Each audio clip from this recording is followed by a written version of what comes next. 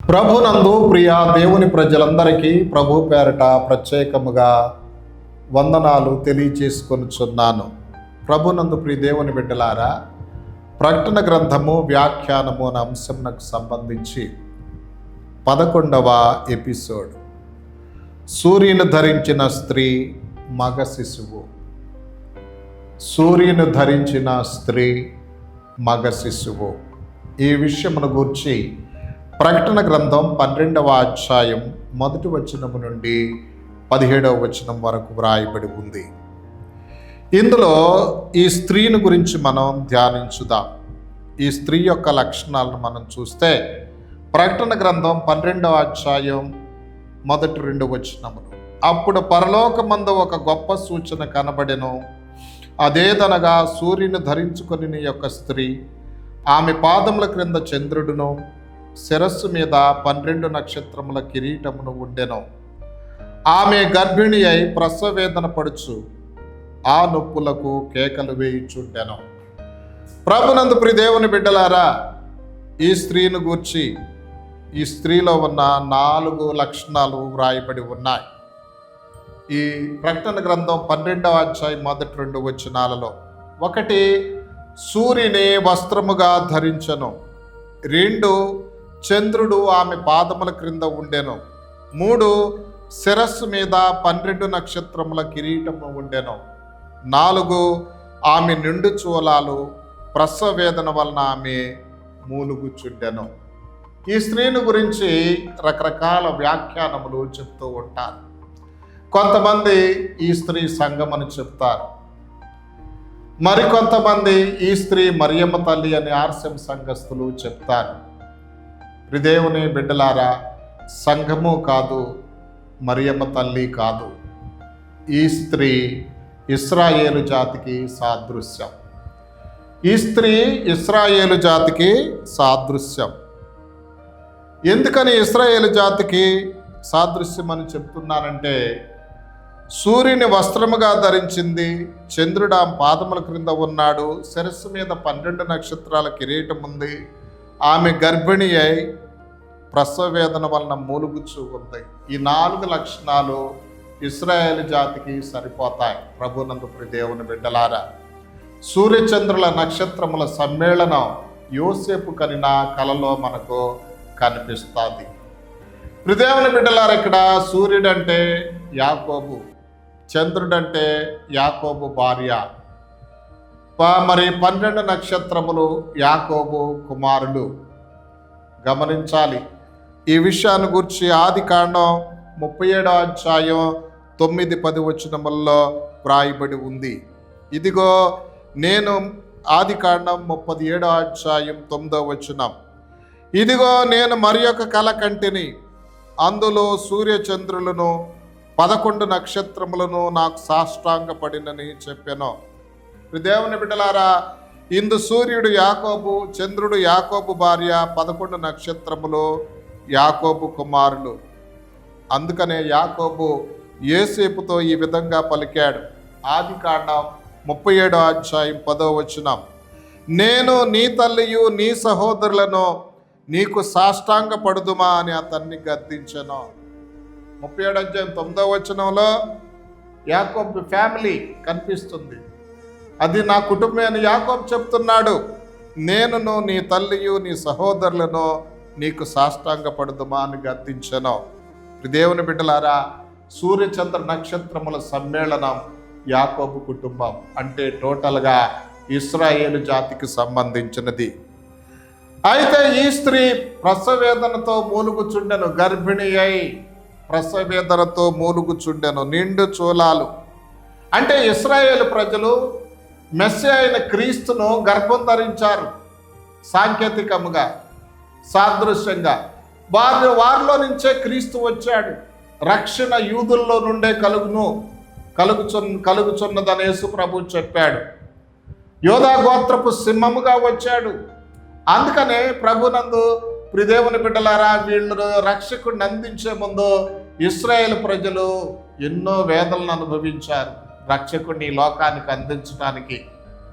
గమనించాలి. అందుకని యెషయా గ్రంథం 26వ అధ్యాయం 17-18 వచనాల్లో ఈ విధంగా వ్రాయబడి ఉంది, యెహోవా ప్రసూతి కాలము సమీపించగా గర్భవతి వేదన పడి కలిగిన వేదనల చేత మొరపెట్టినట్లు మేము నీ సన్నిధిలో ఉన్నాము.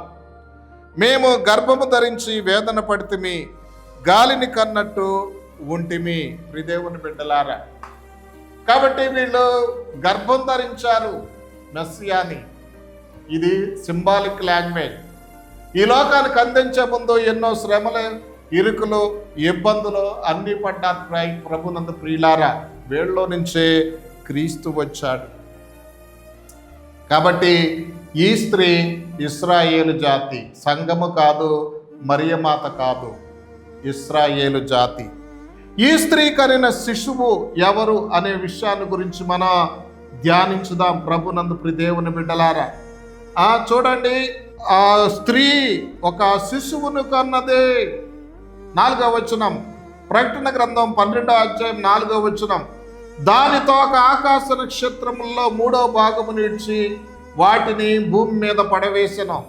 కననయున్న ఆ స్త్రీ కనగానే ఆమె శిశువును మృంగివేయవలనని ఆ ఘట సర్పము స్త్రీ ఎదుట నిలుచుండెను.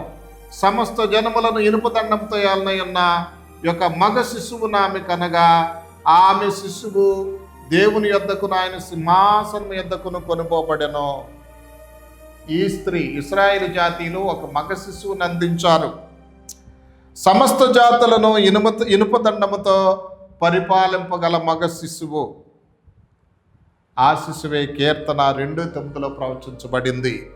ఈ శిశువును కూర్చునే కీర్తన గ్రంథం 2వ అధ్యాయం 9వ వచనం, ఇనుప దండముతో నీవు వారిని నలుగగొట్టెదవు, కొండను పగలగొట్టినట్లు వారిని ముక్కలు చక్కలుగా పగలగొట్టెదవు.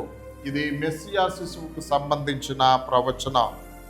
దేవుని బిడ్డలారా, ఈ శిశువుని మృంగటానికి చూసింది సైతాను. హేరోదు రాజు రూపంలో మరి క్రీస్తును సంహరించడానికి ప్రయత్నం చేసింది, శిశుహత్యలు చేయించి. అలాగే చాలా పర్యాయములు క్రీస్తును సముద్రం మీద ప్రయాణం చేస్తున్నప్పుడు ముంచేయాలని ప్రయత్నం చేసింది. ప్రియదేవుని బిడ్డలారా, కొండ మీద నుంచి క్రిందకు పడవేసి చంపాలని ప్రయత్నం చేసింది. ఇలా ఎన్నో ప్రయత్నాలు చేసుకుంటూ వచ్చింది సైతాను.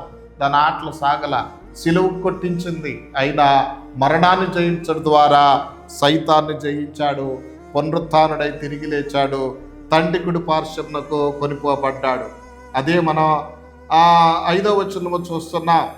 సమస్త జనములను ఇనుప దండముతో, ప్రకటన గ్రంథం 12వ అధ్యాయం 5వ వచనం, సమస్త జనములను ఇనుప దండముతో ఏలనయన్న యొక్క మగ శిశువును ఆమె కనగా ఆమె శిశువు దేవుని యొద్దకును ఆయన సింహాసనం వద్దకును కొనిపోబడెను. దేవుని బిడ్డలారా, పరలోకారోహణమై వెళ్ళిపోయాడు క్రీస్తు. ఆ శిశువు ఎవరో? క్రీస్తు అన్నమాట. ఇశ్రాయేలీలు క్రీస్తుని అందించారు మనకి. కాబట్టి ఈ స్త్రీ అంటే ఇశ్రాయేలీలు, ఆమె కన్న శిశువు యేసు ప్రభునంది. దేవుని బిడ్డలారా, అప్పుడు శిశువు సింహాసనం యొద్ద కొనిపోబడగానే ఈ స్త్రీ ఏం చేసిందంటే అరణ్యమునకు పారిపోయింది. దేవుని నామానికి స్తోత్ర. ఎందుకు అరణ్యమునకు పారిపోయింది ఈ స్త్రీ అంటే? శిశువు అందలేదు సైతానుకు, క్రీస్తు విరోధి. 7 ఏండ్ల మహాశ్రమల కాలములో 3.5 సంవత్సరాల చివరి కాలం, మొదటి 3.5 సంవత్సరాల చివరిలో ప్రియదేవుని బిడ్డలారా, ఈ స్త్రీని చంపటానికి ప్రయత్నం చేస్తాడు. చూడండి, ఎవడో ఘట సర్పం. 13వ వచనం, ప్రకటన గ్రంథం 12వ అధ్యాయం 13వ వచనం, ఆ ఘట సర్పము తాను భూమి మీద పడద్రోయబడి ఉండుట చూచి ఆ మగ శిశువుని కన్న స్త్రీని హింసించెను. అప్పుడు ఆ స్త్రీ అరణ్యమునకు పారిపోయింది.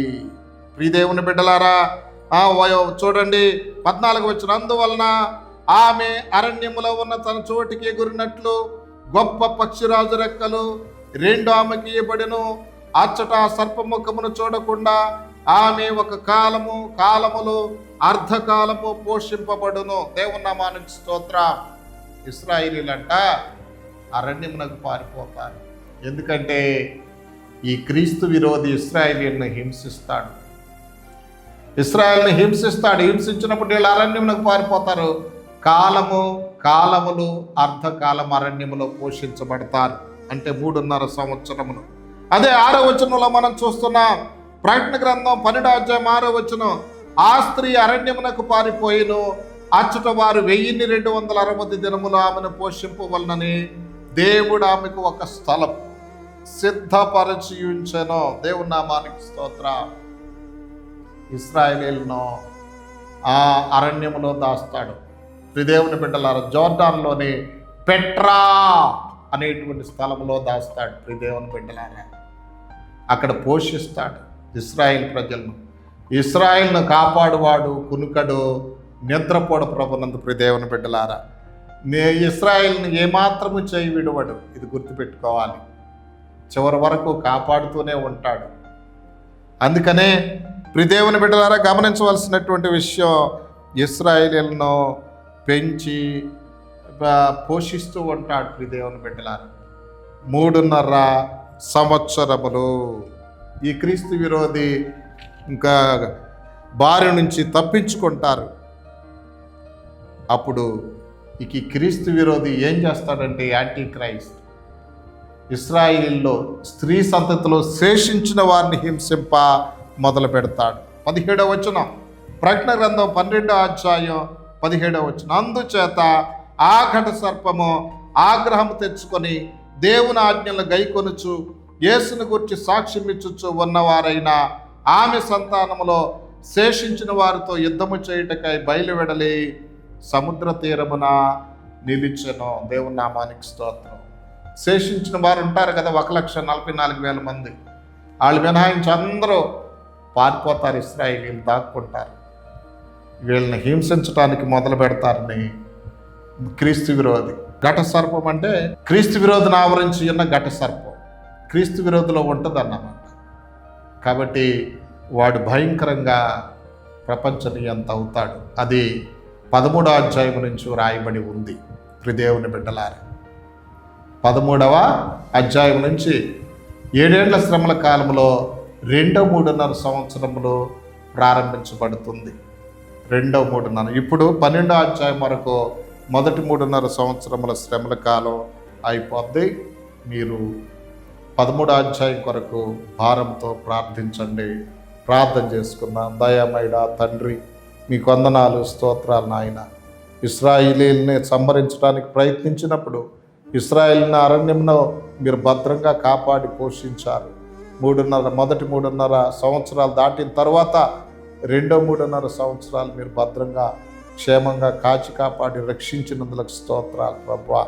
ఇక రెండో 3.5 సంవత్సర కాలంలో ఈ అన్యుల పరిస్థితి ఏ విధంగా ఉండబోద్ది, మారు మనసు లేని వారి పరిస్థితి ఏ విధంగా ఉండబోతుంది, విడువబడిన వారిని గురించి మాకు తెలియచేయమని ఘనత, మహిమ, ప్రభావాలు మీకు ఆరోపిస్తూ యేసు పుణ్యనామములో ప్రార్థించి స్తుతించి వేడుకొనుచున్నాం పరమ తండ్రి. ఆమేన్.